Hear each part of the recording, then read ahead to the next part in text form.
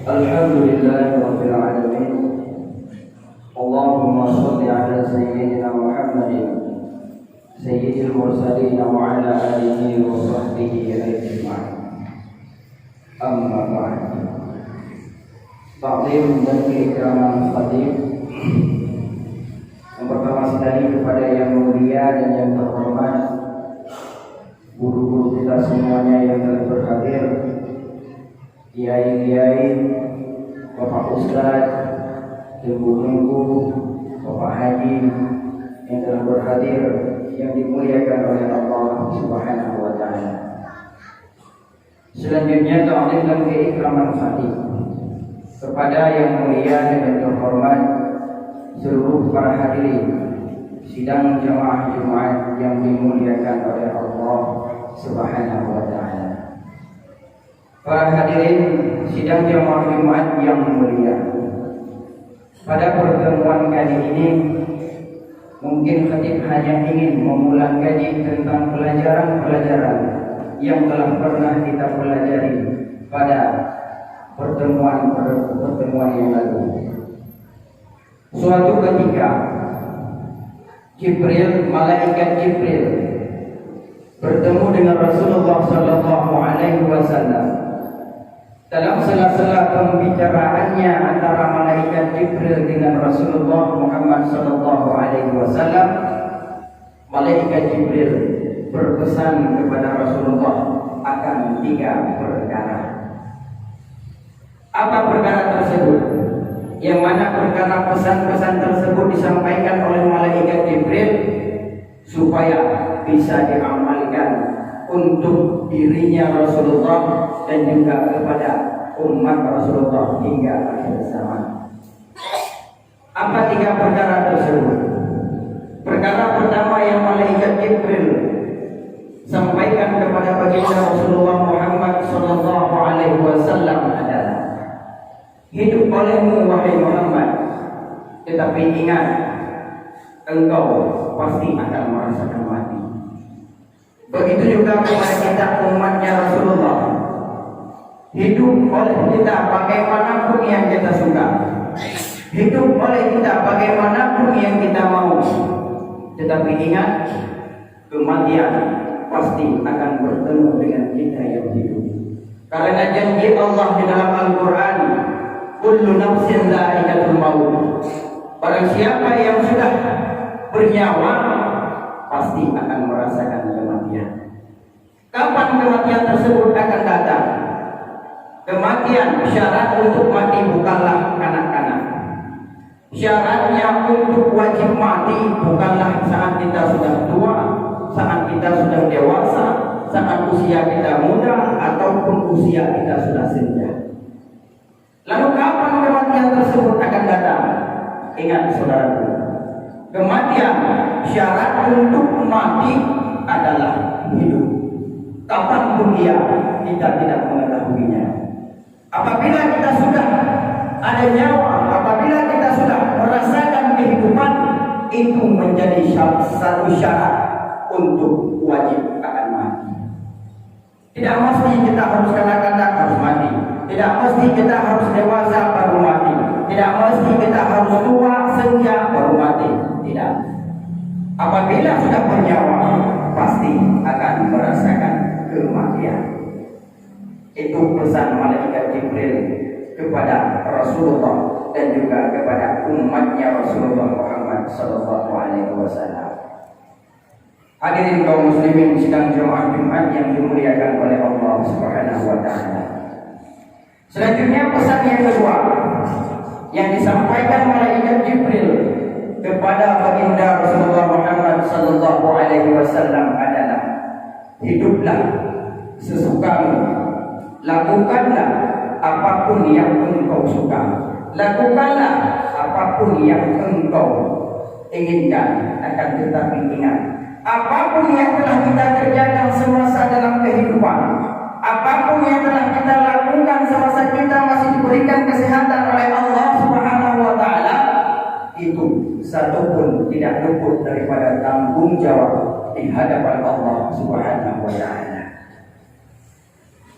Semasa hidup kita pernah menipu, ingat tipuan tersebut akan dihakimi di hadapan Allah Subhanahu wa taala. Semasa hidup kita sedang pernah mengadu domba, ingat adu domba tersebut tidak akan luput di hadapan Allah Subhanahu wa taala. Hadirin, apabila kita sekarang sedang menikmati kehidupan, kita pernah menipu sehingga diketahui oleh orang sehingga kita dihakimi, masih bisa kita sokok supaya kita terlepas daripada kejahatan tersebut. Ingat di hadapan Allah, sebiji sawi sekalipun kita membuat kesalahan tidak pernah luput daripada tanggung jawab di hadapan Allah Subhanahu wa taala. Oleh karena demikian, lakukanlah segala perbuatan, lakukanlah segala pekerjaan yang mana pekerjaan tersebut diridai oleh Allah Subhanahu wa taala. Janganlah kita menjadi orang-orang yang merugi. Karena Allah pernah berfirman di dalam Al-Qur'an, wal asri, kata Allah, demi masa, Allah bersumpah demi masa, innal insana lafi khusr, bahwa sesungguhnya manusia berada di dalam kerugian. Lalu siapa mereka yang tidak merugi selama di dalam hidupnya?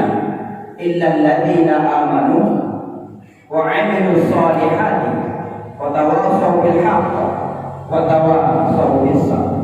Siapa orang-orang yang tidak merugi? Yaitu mereka-mereka yang selalu beramal saleh. Mereka-mereka yang selalu mengajak saudara, keluarganya, sanak saudaranya, tetangganya, temannya, sahabatnya kepada jalan kebajikan. Lalu siapa lagi orang-orang yang tidak merugi? Yaitu orang-orang yang selalu sabar atas segala ujian yang Allah berikan terhadapnya. Hadirin kaum muslimin sidang jamaah Jumat yang dirahmati Allah Subhanahu wa taala.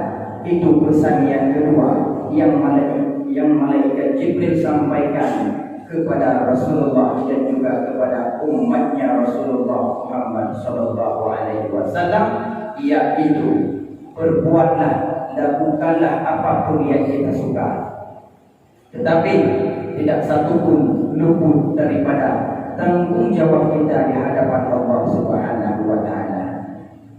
Kemudian pesan yang terakhir yang malaikat Jibril utarakan kepada baginda Muhammad sallallahu alaihi wasallam juga kepada kita umatnya, yaitu wahai Rasulullah, cintailah apapun yang engkau suka, sayangilah apapun yang engkau miliki, tetapi ingat, apapun yang engkau cintai, apapun yang sedang berada di dalam kasih sayangmu, suatu saat engkau pasti berpisah dengan apa yang engkau cinta tersebut. Kita boleh sekarang mencintai akan jabatan yang Allah berikan terhadap kita. Kita mencintai harta, kita mencintai istri dan juga anak-anak kita. Tetapi kita semuanya pasti menyadari di dalam benak kita masing-masing yang bahwa suatu saat kita pasti akan berpisah dengan apa yang kita cintai tersebut. Maka oleh karenanya, pergunakanlah hartamu kepada jalan yang Allah ridhai. Bimbinglah anak istrimu daripada jalan yang Allah murkai, dan ajak mereka, bimbing mereka selalu di dalam jalan yang Allah ridhai. Pergunakanlah jabatan, pergunakanlah pangkat yang telah tertera sekarang pada diri kita masing-masing untuk selalu di jalan Allah ridhai.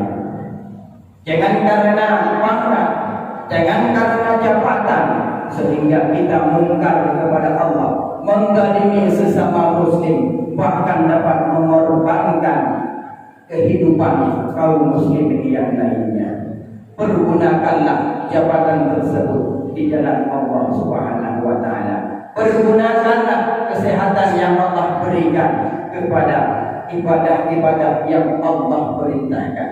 Lakukanlah apapun yang kita laksanakan, yaitu pekerjaan-pekerjaan yang pekerjaan tersebut diridai oleh Allah Subhanahu wa taala. Insyaallah apabila 3 perkara tersebut kita dapat menjaganya, maka di hadapan Allah Subhanahu wa taala kita tidak akan pernah menyesalinya. Oleh karena demikian, selagi masih diberikan kesehatan oleh Allah, selagi masih diberikan kesempatan untuk bertobat, sehat badan, ada harta untuk beribadah, ada fasilitas untuk melaksanakan segala ibadah yang Allah perintahkan, maka lakukanlah selalu di jalan yang Allah perintahkan agar kita selalu akan terselamat daripada jalan-jalan kesesatan saat kita menghadapi Allah Subhanahu wa taala. Amin ya rabbal alamin. Amin ya rabbal alamin. Allahumma ighfir lil